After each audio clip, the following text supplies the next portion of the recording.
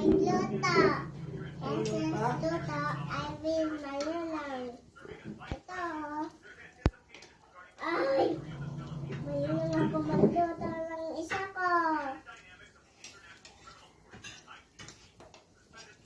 Uy, bakit? Ay, ito.